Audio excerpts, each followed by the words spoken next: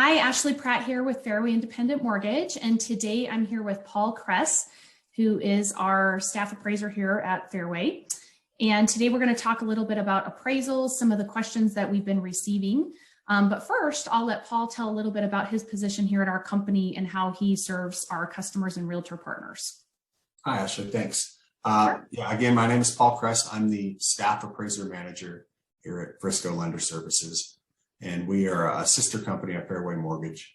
I manage a team of staff appraisers, and what we do is we monitor the quality level of our appraisers, but we also help facilitate reconsideration of value requests. And those are anytime a realtor, an agent, a borrower, the lender have issues or questions with the value of an appraisal.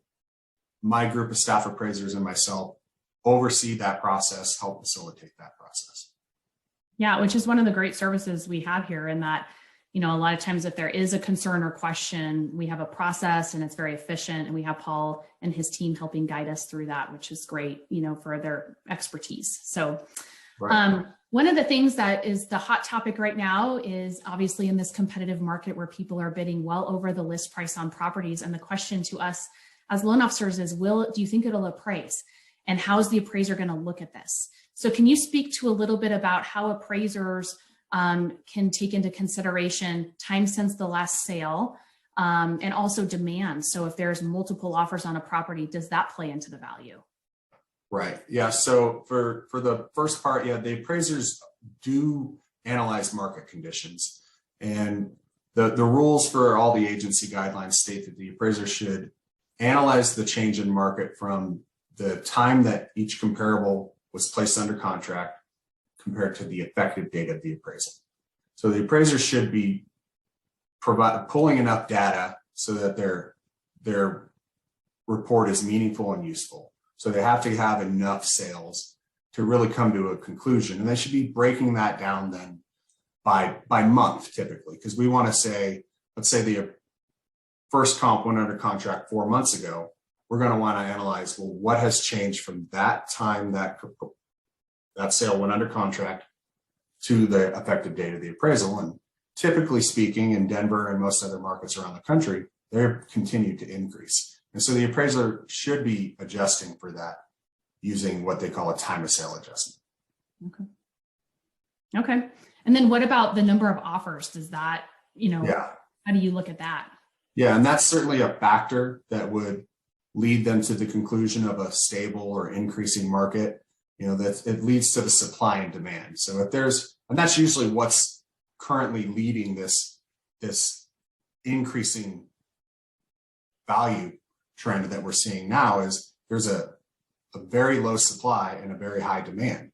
And so that is why the market's increasing, but it doesn't necessarily equate to something the appraiser can use in an appraisal to support a larger time of sale adjustment or a value that really isn't within his data range. So if the appraiser's comps adjust out to like 560 to 580 and our contract price says 600, there's got to be another sale or something that bridges that gap.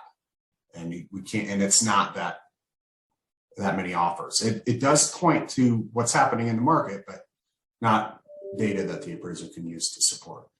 Right. Okay. Yeah, no, that makes sense.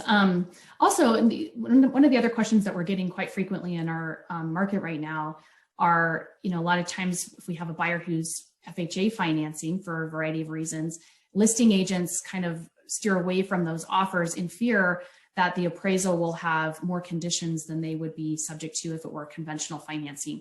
Can you speak to that, if that is the case right now with our current appraisal guidelines? Yeah, and I guess maybe 15, 20 years ago, that probably was the case. Now, FHA has loosened some of their guidance at the same time that Fannie Mae and Freddie Mac have tightened some of their guidance. Most agencies across the board will say anything that has safety or soundness concerns should be made subject to. There used to be FHA would make you check handrails, broken glass needed to be fixed, minor plumbing leaks needed to be fixed. Minor cosmetic issues like that are no longer an issue with FHA.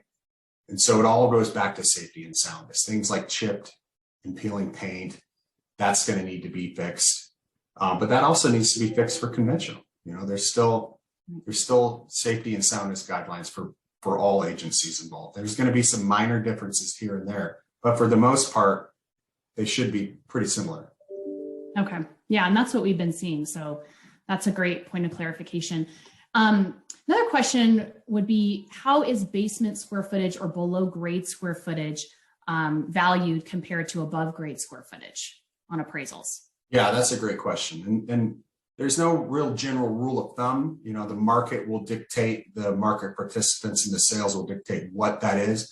But generally speaking, it is going to be considered less appealing, and therefore the adjustment's not going to be the same as the adjustment for the above grade area. So there is a separate line in the appraisal for above grade square footage and below grade square footage. And you often see, you know, an agent come back and say, well, our comp has, or our subject has 4 bedrooms and it only lists 3 on the appraisal. And so you'll see the above grade bedrooms, and then there's a section for below grade and basement that'll have also the GLA, which is gross living area or square footage, and the bedroom and bathroom count there. And it depends on the market and, you know, what the location is and what the comps say, but usually that's about 50% of the above grade value you'll get compared to the basement square footage adjustments. Okay. That's a good 50%. That's okay. Right. And give or take, I mean, it could be much more or much less depending on the market. Right. Okay.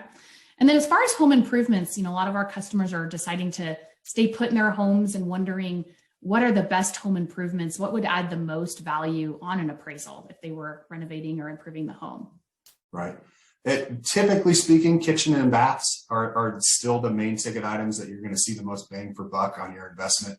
And it also depends on the age of the home. If you have a home that's 5 years old, maybe 7 years old, and it's not quite ready for that first wave of renovations or improvements, you're not going to see that big of a return on your investment.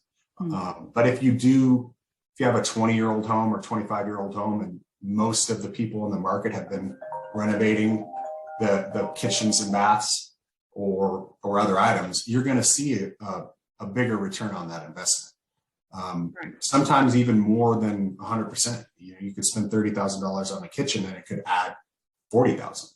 So really, it depends on what the market's doing, and you know, that's one of the reasons flipping houses exists. You know, there is profit there. There's room for an entrepreneurial profit. So, right. Okay. And then lastly, when our agents are preparing CMAs for their customers, you know, and trying to give them a good indication of what the value would be of their property, what are some of the things that they can do to choose the best comps to have that be in line with comps that an appraiser would choose? Yes. I mean, some of the best things they can do is try to stay within the general market area. You know, what would your typical market participant view as this neighborhood, and not necessarily the subdivision, but the entire neighborhood, the market, preferably the subdivision, because that's going to be the most similar physically, locationally, similar builders, similar age, etc.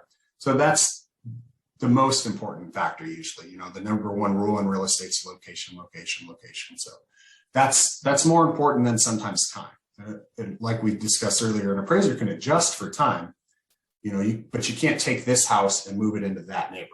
That's not possible. So really, you want to stick to that same neighborhood and try to use comps that are the most physically similar. So if you have a ranch, try to avoid 2-story homes or tri-levels or bi-levels. Try to only do ranch homes. It's not always possible. You know, part of the reason that values are increasing so much right now is because there's a limited supply. So that means limited comparables as well. So it can be challenging sometimes, especially in today's market.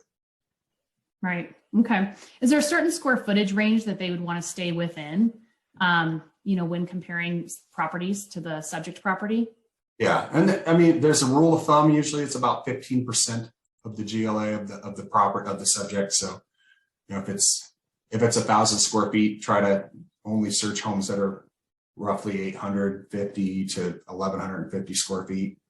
And that's give or take. But if you're doing a rebuttal or a reconsideration of value, my advice would be to use the same criteria the appraiser has already used in the original report. So if he used comps that were 700 square feet up to 1,400 square feet, then by all means, that's your new boundaries, your new set of rules that you could utilize. Right. Okay. And then lastly, can you speak to that 1004 tool that you were mentioning to me that's that the agents would have access to through the MLS? Right. Yeah. So in the Denver MLS, what appraisers use is what's called the 1004MC, and that's the market conditions addendum. And there's actually a tool in the MLS where you can go in and analyze using the same parameters as the appraiser would for determining the market conditions. Now, the market conditions addendum is no longer required by Fannie Mae, but a lot of appraisers still use it, and it is a good tool to analyze. And I always usually suggest to appraisers too that in addition to looking at just the median home values and breaking that down by month, especially in the Denver metro area, also looking at the price per square foot, because that can help eliminate some skewing of the data. For instance, sometimes the average size of the home that sold maybe 6 months ago was 1,500 square feet. And now the average size of the home is 1,800 square feet. So that data is going to look off if the average size of the home sold. So price per square foot can be useful there too. Okay.